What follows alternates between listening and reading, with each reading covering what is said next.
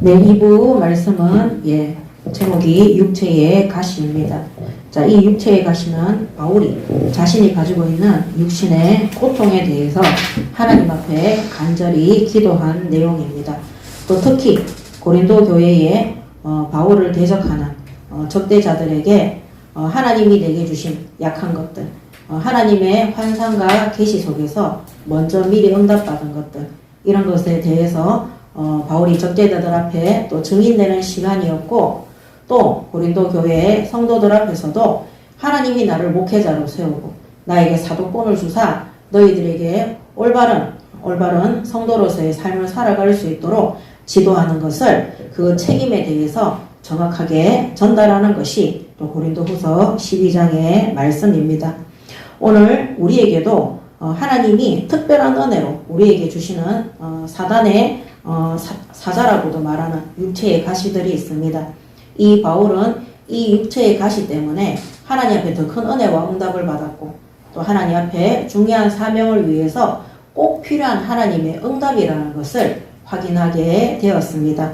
그렇다면 오늘 우리에게도 있는 여러가지 육체의 가시가 되는 사단의 사자라고 할 정도로 고통스러운 것이 있다면, 기도하는데 하나님이 응답하지 않는 이유는 우리에게 꼭 필요한 하나님의 은혜이기 때문에 하나님 앞에 감사하시고, 그것으로 인하여서 우리가 하나님을 떠나지 않고 영원토록 하나님만 바라보고 하나님만 의지하고 하나님께로부터 모든 응답을 받는 우리 예인교회 성도들이 되시기 바랍니다. 아멘.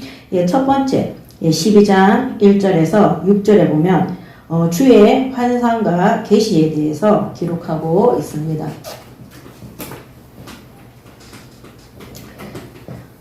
주의 환상과 계시입니다. 바로 바울에게 주신 그 환상과 계시에 대해서 말하고 있습니다. 12장 1절에서 6절이죠. 자, 첫 번째, 이 환상은 뭐냐? 이 환상은 초자연적인, 한마디로 기적과 같은 그런 기적과 같은 그런 것들을 보는 현상입니다. 초자연적인 기적과 같은 현상을 보는 것. 그래서 일반 사람들 눈에는 이런 환상들이 잘 나타나지 않죠. 우리 일반적으로 보면은 일반 사람들이 볼 수 없는 어떤 영적 존재를 본다든지 그런 것들은 무속인들이나 또 귀신에게 접신되어진 사람들도 많이 보는 것을 우리가 알 수 있습니다. 하나님 없다, 귀신 없다, 영적 세계 없다, 이런 사람들이 더 미신과 무속과 전통에 빠져 있는 것을 우리가 볼 수 있습니다. 구원받은 하나님의 백성인 바울이 주님께서 보여주시는 초자연적으로 일반 사람들의 눈에 보이지 않는 이런 환상과 계시를 어디에서부터 봤습니까? 사도행전 9장에 보면 다메섹에서 빛으로 환상 가운데 예수님의 음성을, 계시를 듣는 것을 볼 수 있습니다. 자, 그리고 이 계시는 뭐냐? 계시. 이 계시는 누가 주는 것이냐? 하나님께서 주시는 겁니다. 자, 하나님께서 주시는 계시가 아닌 것은 이단, 사이비, 신비주의, 이런 사람들이 겪는 계시들이 있습니다. 그래서 결국에 그들의 끝은 보면 성령의 열매, 하나님이 원하시는 열매가 아니라 악한 열매를 맺게 되고, 많은 사람들을 미혹해서 틀린 길을 가도록 유혹하는 그런 사탄의 계시를 받게 되죠. 그래서 하나님께서 주시는 것이고, 또 이것은 사람의 지혜로 알 수 없는 겁니다.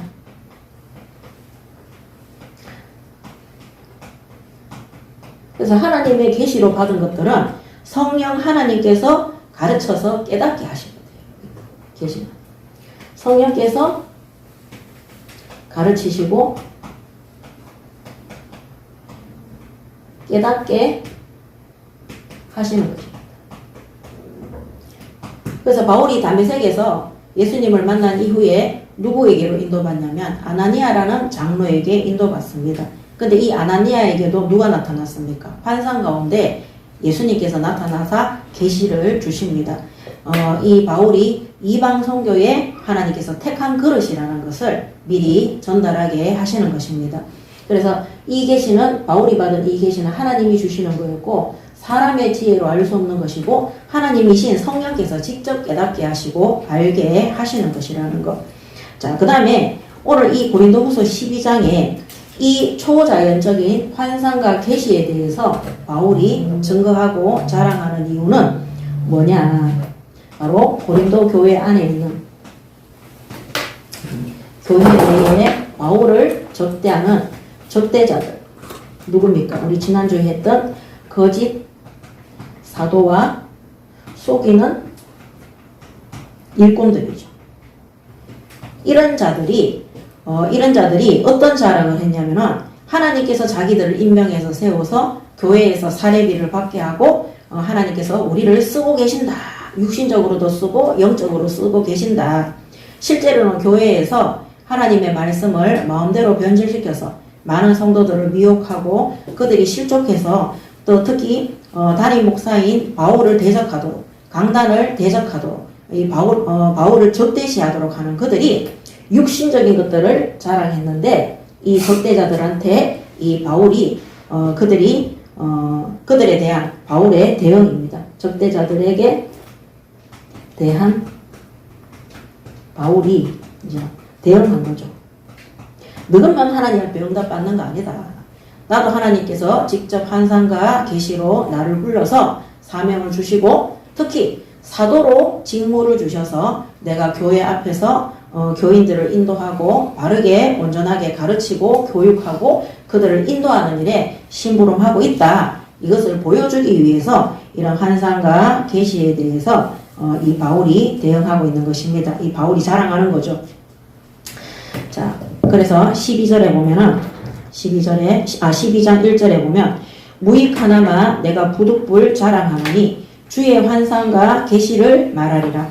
내가 그리스도 안에 있는 한 사람을 아노니 그는 14년 전에 셋째 하늘에 이끌려 간지라.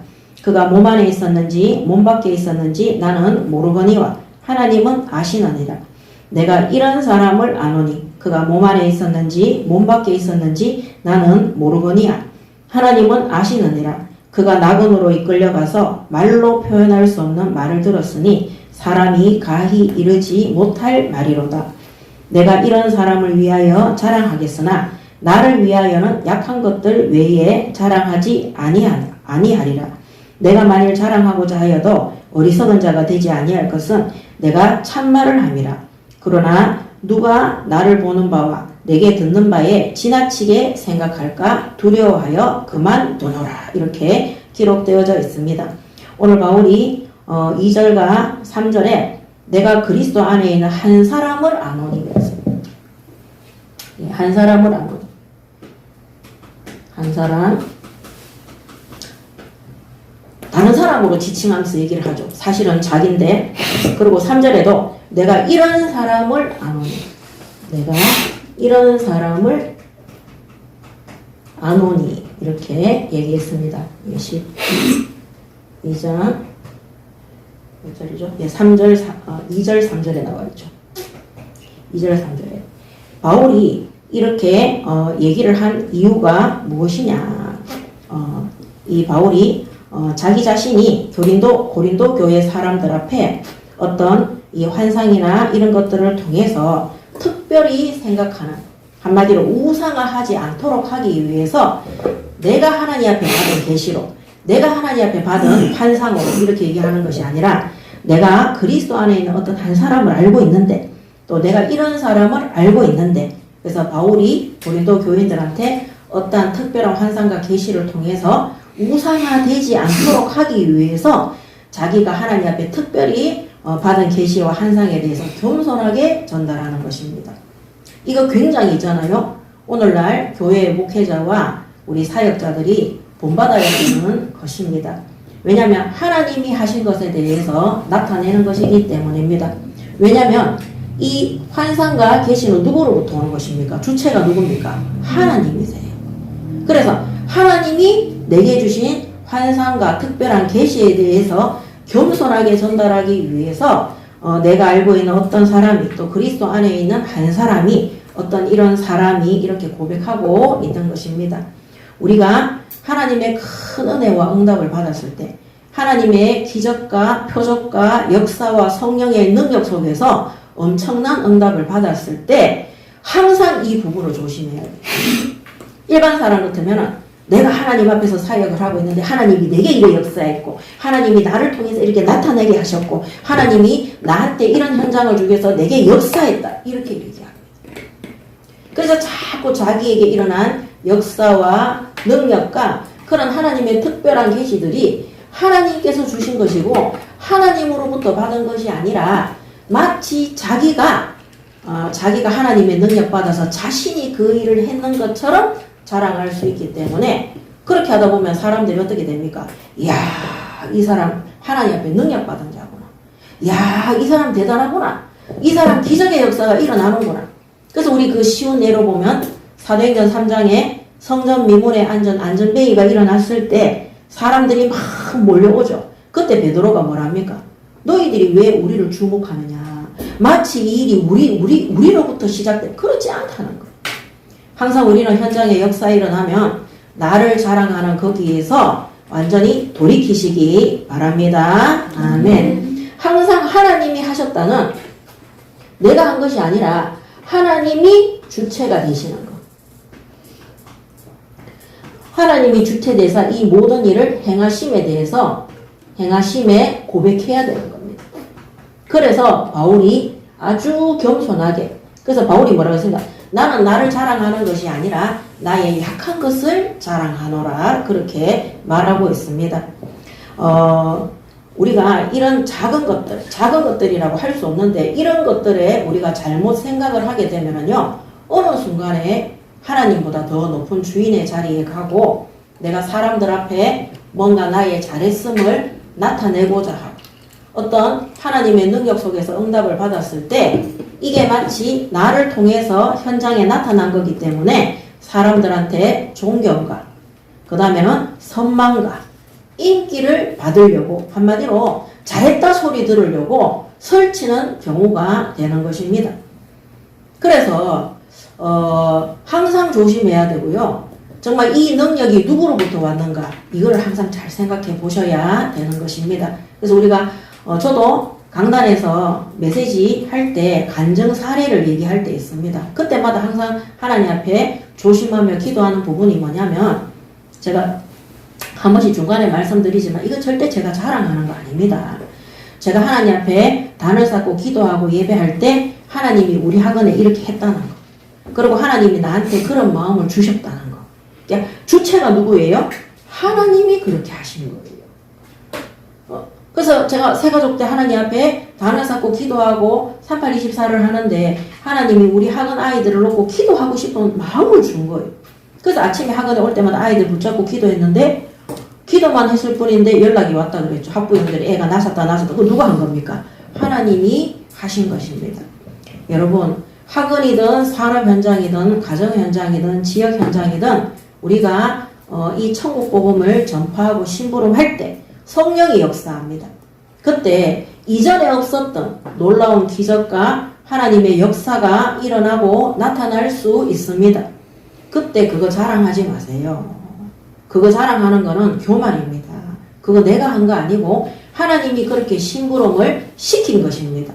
근데 만약에 현장에 역사가 일어나고 막 사람들이 예수 믿고 돌아오고 병든 사람들이 조금 치유가 되어지면 사람들이 그거 막 내가 했는 걸로 착각합니다. 그래서 우리 직장에 막 어떤 사람이 있었는데 막 이 사람이 와서 복음 받고 영접하더니 치유가 되어져 가지고 사람이 변화되어지고 막 그런 얘기를 하는데 주체가 하나님께서 행하신 것이라고 생각을 안 하면 어느 순간에 내가 그런 기적을 베풀고 내가 그렇게 응답받은 걸로 착각할 수 있습니다. 그런 사람들의 특징이 뭐냐? 어느 날 역사가 일어나지 않고 멈추면 어떻게 됩니까? 낙심이 되는 거. 그러면서 뭐라고 생각하느냐? 나는 왜 이렇게 능력이 없냐? 왜 나는 전도해도 안 되냐? 그 전도 누가 하는 거예요? 주체가 누굽니까? 하나님이신 거예요. 하나님의 자리에 착 올라가서 내가 자꾸 역사를 일으키고 일으킨 그것을 내가 일으킨 거니까 자꾸 자랑하려고 하고 그 다음에 사람들에게 자꾸 인정받으려고 하고 만약에 그런 역사가 일어나다가 멈추면 어떻게 됩니까? 멈추면 낙심하게 되고 그 다음에는 뭐 왜 하나님 내게 응답하지 않는가 이러면서 좌절하고 낙심하게 되고 주체가 누굽니까? 자기 자신이기 때문입니다. 그래서 오늘 바울이 이 환상에 대해서 계시에 대해서 고린도 교인들에게 말한 것은 이런 적대자들에 대한 바울의 대응책으로 말한 거예요. 그래서 이것이 이런 환상과 계시에 대해서 말할 때 자신의 자랑이 되지 않도록 그렇게 고백하고 있습니다. 그래서 내가 이런 사람을 위하여 자랑하겠으나 나를 위하여는 약한 것들 외에는 자랑하지 아니하리라. 너희들이 육신적인 거 응답받은 것처럼 자랑하고 있는데 이 사람도 하나님께로부터 이런 환상과 계시와 응답을 받은 자다. 이 사람에 대해서는 내가 자랑하고 말하겠지만 나의 진짜 자랑은 나의 연약함과 약함이다. 이렇게 고백하고 있는 것입니다. 바울이 하나님 앞에 철저히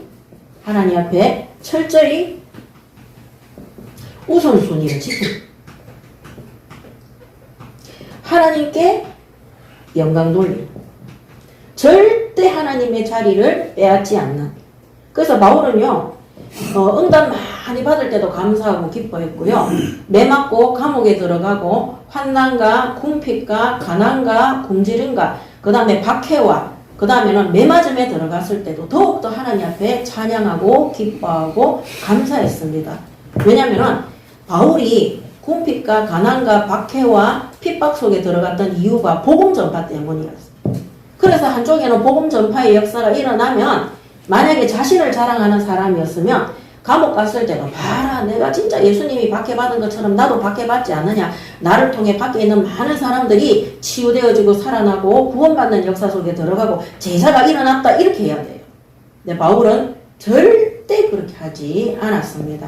그러므로 우리도 일평생 동안 사도행전 1장 3절에 예수님이 부탁하셨던 하나님 나라의 일에 끝까지 심부름하기 위해서는 성령의 역사 속에 들어가시고 하나님께 영광을 다 돌리시고 일어난 기적과 역사에 대해서 나를 자랑하는 어리석음과 교만함에 들어가지 마시기 바랍니다. 아멘. 그렇게 하는 사람들이요, 아까 말씀드린 것처럼 자꾸 사람들한테 잘했는 거, 인정받는 거, 그 다음에 그쪽으로 들어간다니까요. 그래서 우리는 내가 누구인지를 잘 알아야 됩니다.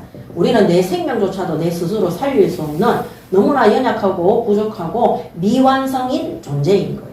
창조주 하나님이 우리에게 완전한 그리스도를 통해서 그리스도께서 성령으로 우리와 함께하기 때문에 하나님의 능력의 역사가 나타나는 것이지 내 개인적인 힘과 능력으로는 결단코 그런 일들이 일어날 수가 없는 겁니다. 그러므로 항상 우리가 우선순위를 바꾸지 말고 나를 우상 숭배하지 않도록 모든 거 하나님께로부터 시작되어지는 하나님께서 주체라는 것, 하나님께서 행하신다는 것에 대해서 고백하시고 하나님께 영광 돌리시기 바랍니다. 아멘. 자, 12장 또 2절에 보면은요. 그러니 14년 전에 셋째 하늘에 이끌려 간지라 이렇게 되어 있습니다. 그 계시에 보면 환상과 계시에 14장 2절에 보면 셋째 하늘이라. 그 다음에 또 12장 4절에 보면 낙원이라고 돼요. 14장이고 12장 2절 그 다음에 12장 4절 낙원. 똑같은 말입니다. 이게 어디입니까? 천국인 거죠. 천상. 천상계. 한마디로 하나님과 천사들이 거처하는 곳이죠. 자, 이곳으로 바울이 끌려 올라갔다는 거죠. 신학자들이 이렇게 얘기합니다. 첫째 하늘, 둘째 하늘, 셋째 하늘이 있다. 이 첫째 하늘은 우리가 눈으로 보는 대기권이다. 저 하늘이죠. 그 다음에 둘째 하늘. 둘째 하늘은 우리가 우주선 타고 올라가야 되는 우주다. 그 다음에 셋째 하늘. 이 셋째 하늘이 바로 하나님과 천사들이 거주하는 바로 천상이다. 그렇게 말하고 있습니다. 그러니까 쉽게 얘기하면 바울이 천국으로 셋째 하늘까지 하나님께서 환상 가운데 계시를 주기 위해서 하나님께서 인도해 가셨다는 거죠. 자, 우리가 진짜 깊은 기도 속에 들어가 있으면은 예, 천국을 맛보는 하나님의 말씀의 응답과 우리가 무엇을 어떻게 심부름해야 되는지 이 사명과 소명과 천명의 말씀들이 분명하게 우리에게 찾아오도록 되어 있습니다. 그래서 이 낙원이 첫 번째 낙원이 어디입니까? 에덴 동산이잖아요. 거기에는 하나님의 말씀으로 창조되어졌고 또 하나님의 다스림 속에 들어가 있는 그리고 벌거벗고 다녀도 전혀 부끄러움이 없는 한마디로 죄가 1도 없는 곳 하나님과 천사들이 거하는 곳 하나님의 형상 가진 인간이 하나님의 뜻에 합당한 자로 거주하는 곳 거기 에덴 동산이 바로 낙원인 것입니다. 우리가 하나님 앞에 하나님이 원하시고 하나님 앞에 정확한 기도 속에 응답받을 때 하나님께서 준비하신 낙원 셋째 하늘의 응답을 체험하게 되실 줄 믿습니다. 아멘. 그래서 이 시대의 최고의 셋째 하늘이 뭐냐? 하나님의 말씀으로 우리의 영과 마음과 생각과 육신이 충만한 것입니다. 그리고 하나님이 주신 말씀 그대로 우리가 응답받고 말씀 그대로 미래를 계획하고 인도받는 것입니다. 그리고 하나님의 말씀이 전달되는 곳에 죄와 저주와 지옥 권세, 사탄의 권세가 결박되어지고 생명 없는 구원사역의 역사가 일어나는 곳이 바로 낙원이라는 사실을 아시고 성령의 역사가 임재하는 곳임을 아시고 날마다 셋째 하늘에 깊은 기도 또 성령이 역사하는 응답하시는 그 기도 속에 이 복음의 깊이 이 충만함을 누리시기 바랍니다. 아멘. 그래서 4절에 보면 그가 낙원으로 이끌려가서 말로 표현할 수 없는 말을 들었으니 사람이 가히 이르지 못할 말이로다 그랬어요. 이거는 사람의 지혜로 이 계시는 사람의 지혜로 알 수 없는 거예요. 성령께서 깨닫게 하시는데 이거는 사람이 과연 깨닫지 못하는 말씀이라는 거. 이거 우리 오늘 이 시대에도 누릴 수 있습니다. 하나님 앞에 말씀 붙잡고 강등 붙잡고 다 기도하시잖아요. 성령께서 우리에게 그 말씀이 믿어지고 응답이 되고 치유가 되고 힘과 능력이 되는 그런 것들을 우리가 체험할 때가 있습니다. 이것이 바로 하나님 지금 이 시대에 우리에게 천국을 누리게 하는 셋째 하나님을 아시고 날마다 이 은혜 속에 응답 속에 들어가시기 바랍니다. 아멘. 자꾸 있잖아요. 하나님 말씀보다 내 생각 속에 들어가잖아요. 거기가 지옥입니다. 지옥. 거기가 고통의 현장입니다. 여러분 진짜 머리 싸매가지고 아무리 계획을 세워보세요. 내 수준이 거기면은요 거기까지밖에 더 이상이 안 되는 겁니다. 사람들이 왜 자살을 하는 줄 압니까? 저는 자살자들에 대해서 100%는 모르지만 저도 자살 시도를 2번이나 해봤기 때문에 저는 왜 자살하는지를 압니다. 왜냐면 내 머리로 내 지혜로 짜내어 가도 끝이 없는 거예요. 거기까지. 그러니까 세상에 살 소망이 1도 없는 거예요. 세상에 살아야 되는 비전과 소망과 이런 것들이 1도 없는 그게 내 머리에 내가 가지고 있는 지혜의 한계인 거예요. 그래서 이 땅에 사람들이 자살하는 이유가 우리나라도 20분마다 한 명씩 자살한다 그러거든요. 전 세계에서 청소년 자살률, 노인 자살률 1위라고 하잖아요. 그 이유가 뭐냐? 이 땅에서 살 소망이 내 능력 이상의 것을 얻지 못하기 때문에 거기에 한계가 오면 자살하는 죽음을 택하게 되는 것입니다. 그래서 하나님 앞에 내 것을 자랑하거나 내 지혜를 믿지 말고 하나님의 능력 속에 들어가는 말씀 속에 들어가시기 바랍니다. 아멘. 자, 그러면서 6절에 내가 만일 자랑하고자 하여도 어리석은 자가 되지 아니할 것은 내가 참말을 함이라. 누가 나를 보는 바와 내게 듣는 바에 지나치게 생각할까 두려워하여 그만두노라 이렇게 얘기했습니다. 아까 말씀드렸는 것처럼 육체적인 자랑은 아무 유익이 없고 또 특히 고린도 교인들이 바울을 이제 우상화하지 않도록 하기 위해서 그렇게 고백하고 있습니다. 그리고 환상과 계시의 주체가 바로 하나님이심을 고백하고 있는 것입니다. 자, 두 번째. 그렇다면 주의 환상과 계시를 통해서 바울이 이렇게 말했는데 실제 받은 바울이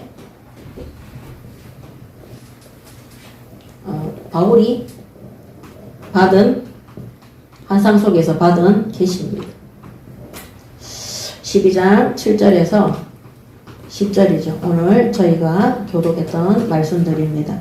자, 첫 번째 7절에 여러 계시를 받은 것이 지극히 크므로 너무 자만하지 않게 하시려고 내 육체의 가시 곧 사탄의 사자를 주셨으니 이는 나를 쳐서 너무 자만하지 않게 하려 하심이라. 자, 이 바울에게 하나님이 주신 뭡니까? 육체의 가시. 사탄의 사자라고 그랬죠. 한마디로 귀신의 영, 미혹의 영, 악령들을 얘기하는 겁니다. 예. 그래서 이런 거를 계시로 받았습니다. 그래서 이런 계시 속에 뭐가 있느냐? 첫 번째, 이 육체의 가시 속에 한 7가지 정도를 볼 수가 있습니다. 이 바울이 받았던 정신적인 고통이죠. 이 박해를 통해서 끊임없이 그의 적대자들이 바울 보고 너는 사도 아니다. 너는 예수님의 직계 목사다. 예수님이 세운 기름 부은 사도가 아니다. 너는 많은 헌금을 갈취하고 훔쳐서 네가 사용했다. 그 다음 네가 무슨 예수님의 12대자처럼 직접 임명을 받았느냐? 아니다. 뭐 이런 식으로 계속해서 정신적인 고통, 박해, 한마디로 시험거리를 바울이 많이 받았습니다. 그 다음 두 번째 바울의 박해를 보면 이 육체의 박해죠. 육신의 박해. 궁핍과 뭐 가난과 그 다음에는 뭡니까? 이 뭐 매질과 그 다음에 사형 선고까지 받았었죠. 사형 선고에다가 그 다음에 죽음에 이르기까지 육신적으로 먹지 못하고 하여튼 여러 가지 것들, 이 육신의 박해를 바울이 받은 거죠. 이게 맨날 이렇게 받으면 하나님 앞에 기도하겠습니까? 안 하겠습니까? 살려달라고 기도합니다. 자, 그 다음에는 바울이 받았는 이 계시 중에는 사단의 가시 중에는 뭐가 있냐? 이제 정욕. 저도 이 생각 되게 많이 했어요. 바울이 혼자 사는데 육신의 정욕이 없었겠냐? 여자를 볼 때마다 결혼하고 싶다. 성적인 부분에 있어서 바울도 혈기완성한 남자이기 때문에 그런 욕구가 올라오지 않나. 그래서 오늘날 교회에 목회자들을 무너뜨리는데 사탄이 가장 많이 사용하는 게 뭡니까? 미인계 작전이에요. 여자를 붙이는 겁니다. 그래서 한때 신천지에서 제일 많이 했던 게 여자들 중에 이쁜 여자들을 골라가지고 대형교회 목사님들 교회에 보내가지고 목사님들을 꼬셔서 성적으로 목사님들이 무너지도록. 제가 새가족 때 진주에서 제가 교회를 다녔는데 제가 다니던 교회는 진주에서 3번째로 큰 교회였어요. 근데 그때 진주에서 첫 번째로 큰 교회에 목사님이 어떤 첫 번째가 두 번째가 목사님이 그 교단에서 이렇게 내려오는 일이 있었거든요. 그게 뭐였냐면은 그때 소문이 파다했는데 신천지에서 여성도를 파송을 해가지고 그 여성도가 담임 목사님을 꼬신 거예요. 미인계 작전으로. 근데 목사님이 넘어간 거예요. 그렇게 해서 이제 불륜, 음행 이런 것들이 된 거죠. 그래서 교회에서 쫓겨난 걸로 알고 있습니다. 여러분, 사탄은 창세기 때 아담과 하와에게 하나님이 주셨던 생육하고 번성하고 땅에 충만하고 그 다음에 정복하고 다스리라고 주신 후대를 향한 언약적인 성적 관계를 음란과 쾌락과 타락과 네피림으로 완전히 포장해서 멸망시킨 것이 바로 사탄입니다. 그래서 이 바울도 이 정욕에 대해서 아마 쉽게 넘어갈 수가 없었을 거예요. 이 사탄이, 이 바울이 보면은 항상 혼자 있는 부분들이 많이 있었잖아요. 그죠? 이때 이 사탄이 교회 안에 있는 여신도들이나 어떤 여제자들을 통해서 바울을 유혹하고 미혹하는 일들을 했을 것이다. 저도 그런 생각을 좀 많이 하고 있었는데 그 신학 서적에 찾아보니까 그런 부분에도 고통이 있었을 것이라고 신학자들이 얘기하고 있더라고요. 여러분, 음행은 바로 우상숭배입니다. 그러므로 우상숭배하고 죽을 때까지 영적 싸움 하셔야 돼요. 우리가 음행하고도 죽을 때까지 영적 싸움 해야 되는 겁니다. 음행 중에 최고의 음행이 뭐냐? 내가 배우자가 있는데 다른 남자나 다른 여자와 성적인 관계를 맺도록 하는 것이 바로 음행입니다. 그래서 우리 지난번에 레이기서에도 봤지만은, 예, 아버지의 뭐 첩을 건드린 아들 다 죽이라고 그랬어요. 그 다음에 안에 있는 자가 다른 여자와 음행했을 때 죽이라고 그랬어요. 여자들도 마찬가지고. 그것은 뭡니까? 하나님께서 교회 안에서, 예, 하나님을 대적하고 불순종하고 불신앙하는 이스라엘 민족을 뭐라 그랬으면 음녀라 그랬어요. 음행하는 자다 그랬어요. 간음하는 자로 그렇게 치부했습니다. 그러므로 이 음행이라는 것은 하나님이 내게 주신 배우자보다 다른 것들을 더 섬길 때, 그래서 네피림이 왜 왔느냐? 하나님의 아들들이 하나님의 말씀 속에서 언약적 가문을 이루는 것이 아니라 자신들의 눈에 보기 좋은 것을 섬기고 우상화시켰을 때 사람의 딸들과 바로 땅의 신들을 섬기는 악한 마귀에게 제사하는 그녀들과 결혼해서 네피림을 만든 것입니다. 그러므로 태어날 때부터, 어렸을 때부터 악하다고 되어 있어요. 하나님을 대적하는 모든 부분에 들어가 있기 때문입니다. 그래서 바울도 이런 정욕에 대한 것들도 시험거리가 있었을 것이다. 여러분, 저 옛날에 이래 생각했어요. 저 앞전에 있던 교단의 목사님은 저분은 맨날 24기도 하고 맨날 세계복음화 얘기하고 맨날 성령의 충만함과 역사에 대해서 얘기하고 메시지 뭐 한 달에 몇십 개씩 한다 그랬잖아요. 그런 거 하기 때문에 뭐 그런 성적인 것들은 하나도 관심이 없는 줄 알았어요. 근데 아닌 거예요. 어떻게 보면은요, 더 많이 이런 것에 노출이 돼 가지고 있는 거예요. 더 많이. 왜냐면은 교회에는 남자가 많습니까? 여자가 많습니까? 여자가 많습니다. 보통 남자 한 명에 여자가 10명이에요. 그렇기 때문에 항상 그런 부분에 성도들이 깨어서 기도하지 않으면은 나도 모르게 하나님보다 더 좋아하고 가정을 깨트리고 음행하는 결과들이 일어나도록 되어 있는 것입니다. 그래서 바울에게도 이런 시험거리가 있었다. 자, 그 다음에 또 뭐 있냐? 그 다음에 약한 외모라 그랬어요. 이 바울이 키가 작고 또 대머리라고 그래요. 그리고 육신에 질병들이 있어서 항상 이제 사람의 말로 하면은 골골거리고 힘이 없고 연약하고. 그래서 이 바울 옆에 누가 따라다녔어요? 네, 의사 누가가 계속해서 따라다녔어요. 그 의사 누가가 따라다니면서 처방을 해줬겠죠. 근데 이 바울에게 주신 하나님의 육체의 가시는 하나님이 주시는 것이기 때문에 결코 없어지지 않는 부분이에요. 그래서 바울에게는 이제 육체의 가시가 이런 것들이 있고, 그 다음에 이제 간질, 그 다음에 예수님 만날 때 다메섹에서 빛으로 안질, 그 다음에 7번째는 두통도 있었다고 합니다. 두통 이런 거. 그래서 그 몇 장 몇 절인지는 모르겠는데 바울이 책을 갖고 올 때 디모데에게 큰 글씨로 된 거 갖다 달라고 얘기하는 것들도 있어요. 그리고 말년에는 바울이 직접 서신서를 못 씁니다.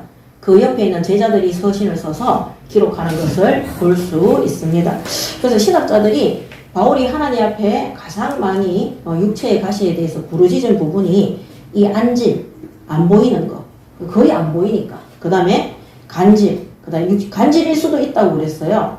그리고 동반된 이제 두통 이런 거, 이런 부분에 대해서 바울이 하나님 앞에 간절히 기도하지 않았겠냐. 자, 그랬을 때 바울이 어떤 계시를 받았느냐. 7절에 여러 계시를 받은 것이 지극히 크므로 너무 자만하지 않게 하시려고. 예, 이 뭡니까? 하나님이 바울에게 큰 은사를 많이 주신 거예요. 바울이 가는 곳마다 제자들이 세워지고 병든 자들이 치유되어지고 또 바울이 왕들 앞에서도 복음을 전파하는 증인으로 하나님이 계속해서 쓰셨어요. 또 심지어 바울이 안디옥 교회에 바나바와 함께 공동 목회를 시작을 했는데 처음에는 바나바 목회자를 중심으로 시작되었던 선교가 1차 선교 때 바울 중심으로 바뀌어졌어요. 그래서 아예 2차 선교 때는 바울 중심으로 세계 선교의 문이 열려지는 하나님의 능력의 역사가 일어난 거죠. 이 고린도 교회 같은 경우도 2차 선교 때 세워진 교회입니다. 그래서 바울이 받은 계시 중에 계시가 뭐냐? 육체의 가시로 큰 은사로 말미암아 교만하지 않도록 계시를 받았습니다. 우리가 큰 은사로 교만하지 않도록 하나님 앞에 계시를 받은 거죠. 이것이 바로 바울이 받은 계시입니다. 그래서 2장 9절에 2장 7절에 내 육체의 가시 곧 사단의 가시를 주셨으니 이는 나를 쳐서 너무 자만하지 않게 하려 하십니다. 교만, 교만이나 자만이나 똑같은 말입니다. 자만하지 않도록 하기 위해서 하나님이 주신 것을 하나님 앞에 받은 것입니다. 그래서 이것이 내게서 떠나가게 하기 위하여 내가 3번 주께 간구하였더니 9절에 나에게 이르시기를 내 은혜가 내게 족하도다. 이는 내 능력이 약한 데서 온전하여 짐이라.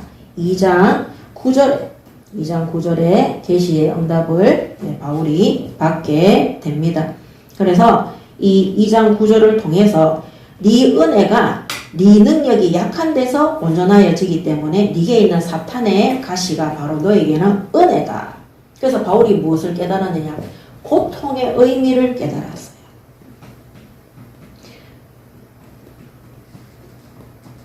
하나님이 깨닫게 하신 거죠.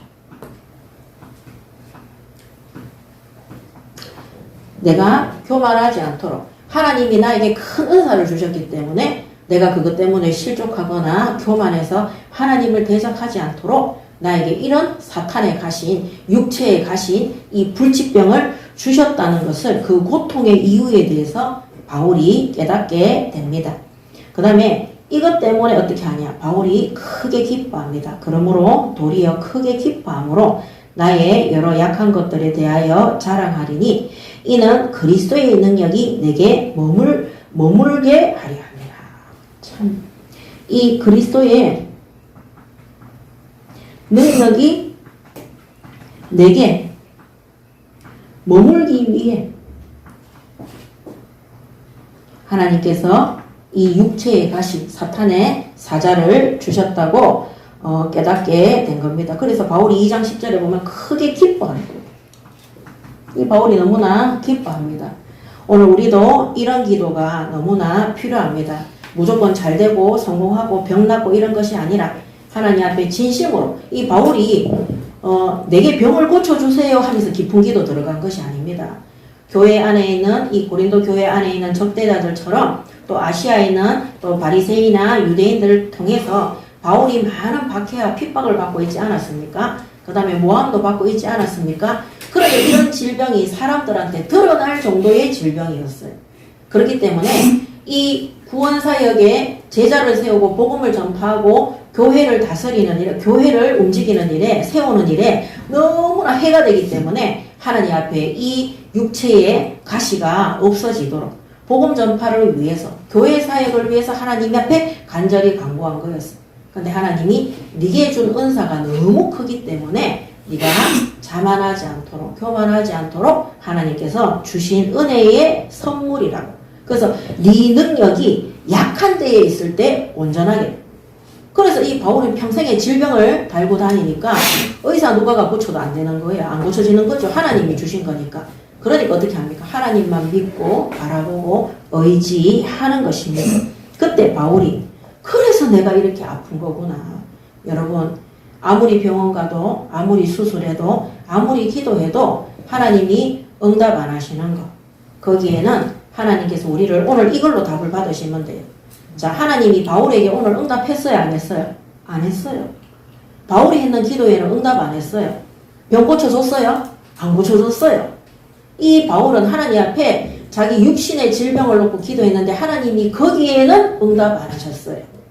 여러분 우리가 하나님 앞에 내 육신의 것을 놓고 기도하는데 하나님이 묵묵히 말씀하지 않고 그것을 고쳐주지 않거나 해결해 주지 않는 응답이 없을 때에 오늘 고린도후서 12장 7절에서 10절의 말씀을 응답으로 받으시기 바랍니다. 아멘. 하나님의 응답은 다른 것에 있었어요. 네게 준 은사가 너무 크기 때문에 네가 자만하거나 교만해서 실족해서 넘어져서 오히려 교회를 해롭게 하는 이 사탄의 가시로 사자로 쓰임받지 않도록 하기 위해서 하나님이 주신 은혜의 선물인 거예요. 이게 있어야지만이 바울이 자기 자랑하지 않도록. 그러니까 어떻게 네 약한 데서 온전해진다. 이 네가 약한 속에 있을 때, 네 그거 속에 있을 때 네가 하나님만 바라보고 네가 부족한 거기에서도 복음 전파하는데 사람들이 바울이 잘생기고 키도 크고 병도 없고 실력도 있고 뭡니까? 아무 문제도 없다면 사람들이 하나님을 믿는다고 하지만 누구 따라가겠어요? 왜? 바울 따라가는 거예요.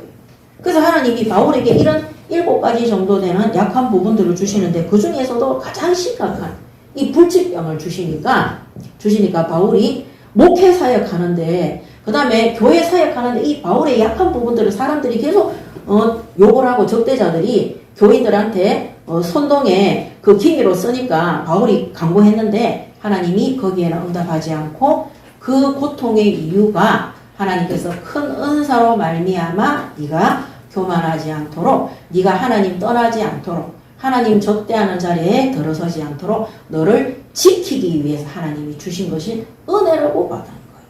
이거를 하나님께서 깨닫게 하신 것입니다. 그래서 오늘 그리스도의 능력이 바울에게 머물 수 있는 2장 9절에 나오죠. 약한 것들에 대하여 자랑하리니 이는 그리스도의 능력이 내게 머물게 하려 함이라. 10절에도 마지막에 보면 이는 내가 약한 그때의 강함이라. 그래서 바울이 일평생 동안 뭐 자랑했습니까? 그리스도만 자랑했어요. 그래서 일평생 동안 바울에게는 그리스도의 성령의 능력만 나타났습니다. 오늘 우리 예인교회 모든 성도들도 이 응답 받으시기 바랍니다. 아멘. 그러므로 내가 그리스도를 위하여 약한 것들과 능욕과 궁핍과 박해와 공고를 기뻐하노니. 왜냐하면 이 능욕, 궁핍, 박해, 공고 이것들이 바울을 하나님 앞에 바울되게 하신 거예요. 바울이 뭡니까? 이방 선교를 위해서 택한 그릇이잖아요. 이방 선교에 그릇되게 한 그 하나님으로부터 온 그 가장 좋은 주체가 뭐냐? 바울에게 있는 약한 것들, 능력, 궁핍, 박해, 공고, 심지어 육체의 가시, 사단의 사자라고 하는 이런 고통인 겁니다. 그래서 바울은 하나님 앞에 큰 계시의 응답을 받은 거예요. 큰 은사로 교만하지 않는 계시의 응답을 받으신 겁니다. 그래서 그리스도의 능력이 바울에게 머물기 위해서 하나님이 이런 것들을 줬다고 고백하고 있습니다. 오늘 우리 예인교회도 하나님이 우리에게 주신 약한 것들, 혹시 병든 것들, 아니면 부족한 것들, 빈궁하거나 또 능력과 궁핍, 돈이 없는 거죠. 그 다음에 박해, 사람들한테 멸시를 받는 거죠. 이런 것들을 하나님이 계속 반복적으로 주실 때 그게 바로 하나님께서 우리를 교만하지 않게 하시고 끝까지 하나님 나라 일에 쓰임받도록 하기 위해서 주신 하나님의 은혜라는 사실을 믿으시고 크게 기뻐하시고 환난 올 때마다 크게 기뻐하시고 능력 받을 때 크게 기뻐하시고 궁핍할 때, 돈 없을 때, 마이너스 될 때, 빚질 때 더 기뻐하시고. 그래서 어떤 사람이 전에 제가 들은 얘기인데 어떤 교회에 여자 권사님이 그죠? 집에 큰 문제가 터졌대요. 사람이 도저히 해결할 수 없는 문제가 터졌대요. 근데 그 주간에 교회 와서 떡 맞춰가지고 교인들한테 막 떡 돌리더래요. 막 떡 돌리면서 큰 문제 왔다고 막. 큰 문제를 큰 문제 왔다면서 떡 돌리면서 하나님께서 우리에게 응답하시려고 축복하시려고. 그거 진짜 저는 큰 믿음이라고 생각합니다. 사람들이 그렇게 되기 쉽습니까? 그래서 오늘 하나님께서 우리를 지키는 방법이 사탄의 사자, 육체의 가시를 허락하신 것입니다. 저 옛날에 참 제가 수도 없이 말씀드렸는데 그 전에 있던 교회에서 많은 박해와 멸시와 전도하면은 계속해서 부교육자들이 괴롭히고 이렇게 했을 때 제가 말씀드렸잖아요. 그때 만약에 교회에서 담임 목사도 저를 이상하게 생각했어요. 왜냐하면 부교육자들이 저에 대한 보고서를 이상하게 계속 올렸기 때문에. 그걸 어떻게 아느냐? 교육자실에 있던 부목사, 전도사들이 다 내한테 얘기 다 해줘요. 근데 중요한 거는 만약에 교회에서 나를 인정하고 나를 칭찬하고 내가 하는 사역에 많이 동참하고 그렇게 했다면 저는 불신자처럼 되지 않았을까. 사람들한테 인정받고 사람들한테 인기 있기 때문에 거기에 취해서 아마 저는 끝까지 전도원도 못 했고 아마 하나님이 신학교도 안 보냈을 거예요. 아마 여기 와서 목사라는 그런 직무도 받지 못했을 겁니다. 그래서 그때는 제가 교회에서 막 왕따를 당하고 이렇게 했기 때문에 하나님만 바라봤어요. 그리고 그때는 하나님 제 기도 응답 안 했어요. 하나님 어떻게 복음 가진 목사들이 저럴 수가 있습니까? 그게 이 응답. 하나님 저한테 엉뚱한 응답 했다니까요. 네 잘못이다. 네 때문이다. 아무것도 문제 안 되는데 문제 삼고 있는 네가 문제다. 근데 제가 그 메시지 듣기 싫었는데요. 그래도 정시예배 드려야 되니까 하루에 8번씩 그렇게 하는데 어느 날 깨달았다니까요. 진짜 하나님 입장에서는 아무 문제 아닌데 문제 삼고 있는 내가 하나님 안 믿고 문제 속에 빠져 있다는 걸 제가 깨달았어요. 그때 정신병이 와 있었어요. 공황장애가. 그래서 제가 하나님 앞에 너무 감사하고 그때 그 교회에서 제가 사람 바라보지 않고 하나님만 바라볼 수 있어요. 그렇기 때문에 많은 사람들을 살리는 일에 심부름하게 됐어요. 또 신학교 갔을 때 300명한테 제가 왕따를 당하고 교수도 저를 모함을 하고 계속 학교에 전화 걸려온대요. 저를 학교에서 쫓아내라고. 중요한 거는 제가 막 이 손이 사시나무 떨리듯이 왜냐면 나를 전부 손가락질하는 그 학교에 제가 가야 되는 거예요. 어느 날 제가 기숙사에 도착했는데 기숙사 침대 위에서 다리 하나를 다리 내려서 걸어서 예배드리러 가야 되는데 수업하러 가야 되는데 못 가겠더라니까요. 그 주간에 학교에 갔는데 정말 3일 동안 기숙사 방에서 못 나갔어요. 못 나가고 수업 하나도 못 들어갔어요. 근데 하나님께서 그 일이 있은 후에 제가 학교에서 진짜 하나님만 바라보는 사람이 됐어요. 그래서 그 다음에 캠프 국장을 맡고 또 치유 사역을 통해서 자살자들을 살려내고 학교에 정말 정신병을 앓고 있는 많은 사람들을 살리고 치유하고 도우는 일에 하나님 앞에 심부름을 하게 되었습니다.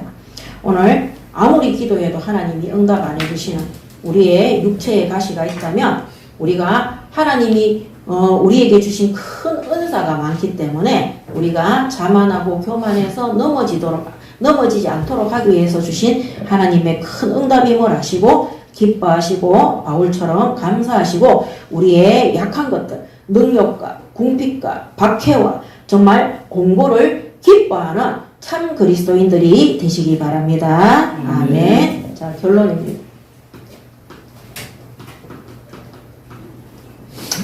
자, 우리에게 있는 또 바울에게 있었던 육체의 가시입니다. 자, 이 육체의 가시를 받아들일 때, 왜 우리의 약함 속에서 받아들여야 되느냐. 자, 우리가 이런 게 있으므로 하나님 앞에 감사하고 하나님의 은혜 속으로, 하나님만 의지하는 속으로 바라보게 됩니다. 그러면 이때 어떤 일이 일어납니까? 하나님의 은혜와 이 하나님만 의지하게 되면 모든 것을 이겨낼 힘, 한마디로 능력을 하나님께로부터 받게 됩니다. 그래서 우리가 환난 속에 있을 때, 어려움 속에 있을 때 하나님의 능력으로 모든 것들을 이겨내고 응답받으시기 바랍니다. 아멘. 그래서 그 다음에 두 번째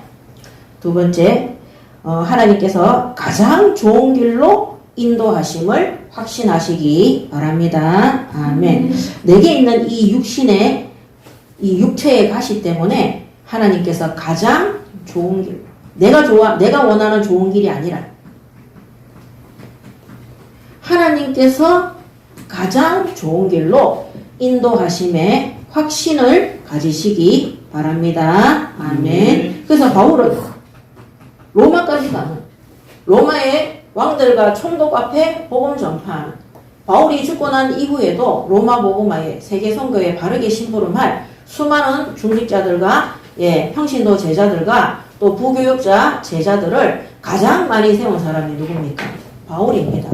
그러므로 바울에게 있었던 이 사탄의 사자, 이 육체의 가시가 하나님 보시기에 가장 합당하고 옳은 길로 인도받는 큰 응답이었습니다.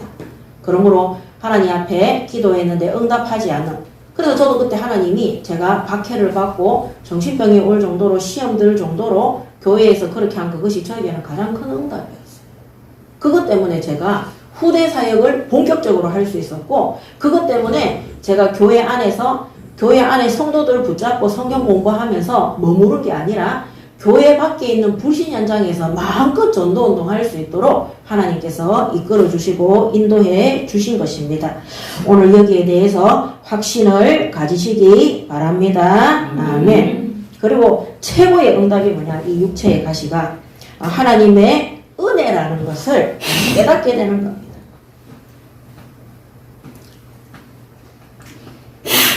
하나님의 은혜라는 걸 깨닫는 겁니다. 우리가 말은 쉽지, 육체의 가시. 그때 실제 그거 당해보면 어떻겠어요?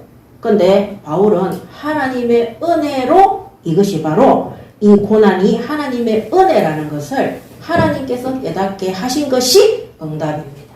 그래서 이 육체의 가시 고난이죠. 이 바울의 고통이죠.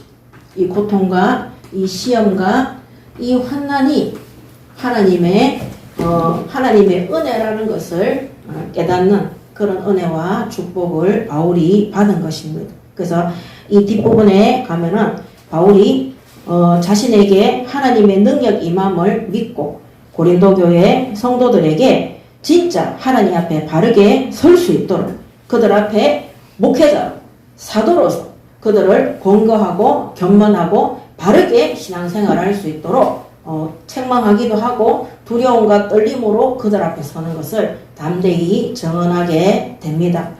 오늘 우리의 배경이 바로 오직 예수 그리스도의 심을 믿으시고 예수님도 이 땅에 완전한 왕으로 황제로 오셔가지고 왕답게 그렇게 사역을 이루신 것이 아니라 뭡니까? 말 밥그릇에 태어나셔서 말 밥그릇에 말 구유가 말이 그 밥 먹는 그릇이에요. 거기서부터 출발하셨어요. 그리고 목수의 아들로 30세에 구원 사역을 위해서 시작하셨는데 예수님은 집도 없고 아무도 도와주는 분도 없고 예수님이 머리 둘 곳 없다 그러셨어요. 그리고 굶주리고 박해를 받으시고 나중에는 십자가에 매달리기 전에 채찍에 맞으시고 칼에 창에 찔리시고 그리고 십자가에 죽으심으로 음부로 내려가서 하나님이라는 증거로 부활의 증거로 구원 사역을 죗값을 치렀다는 증거로 부활하셔서 승리자로 우리에게 오신 것입니다.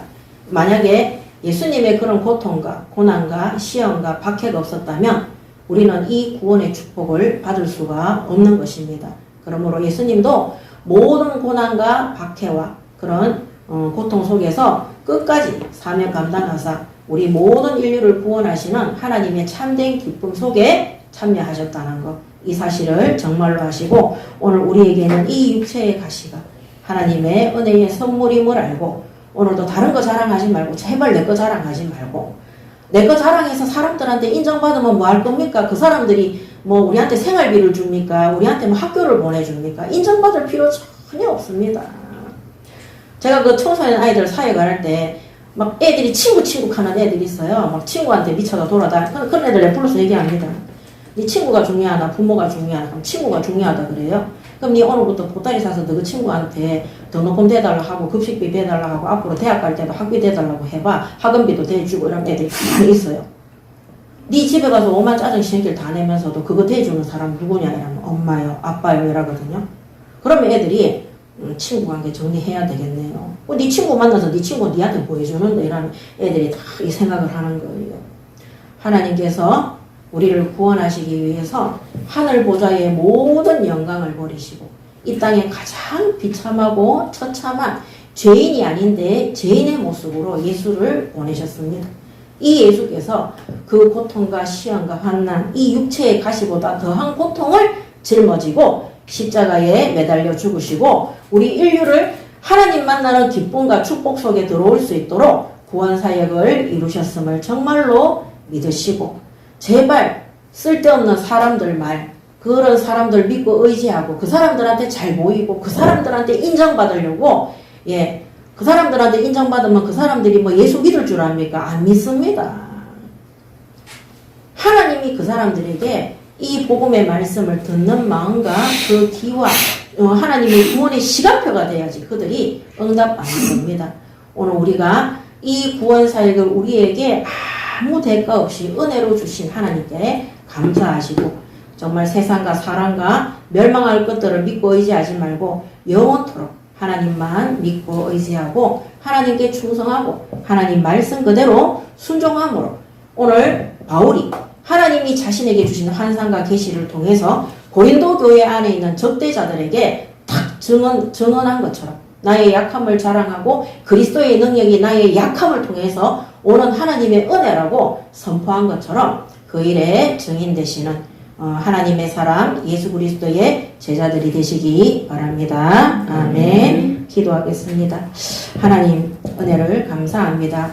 오늘도 2부 예배의 모든 말씀을 통해서 우리 예인교회 모든 성도들이 우리의 약함을 자랑하고 육체의 가시가 있으면 그것이 하나님이 은혜로 주신 응답임을 알고 오늘도 그리스도만 바라보고 그리스도만 의지하고 그리스도만 자랑하고 우리의 약함을 자랑함으로 하나님의 능력이 우리의 약함을 통해 나타나고 증거되어져서 하나님께만 영광을 올려드리는 올바른 교회와 성도들이 될 수 있도록 그래서 주님 재림하는 그날까지 우리가 부패하지 않고 변절되지 않고 하나님 대적하지 않고 오직 하나님 앞에 하나님 말씀에 순종하고 준행함으로 하나님을 기쁘시게 하고 올바른 세계 선교의 신부로만은 온전한 교회가 될 수 있도록 하나님 은혜를 다하여 주시옵소서. 감사드리며 우리 주 예수 그리스도 이름으로 기도드립니다. 아멘.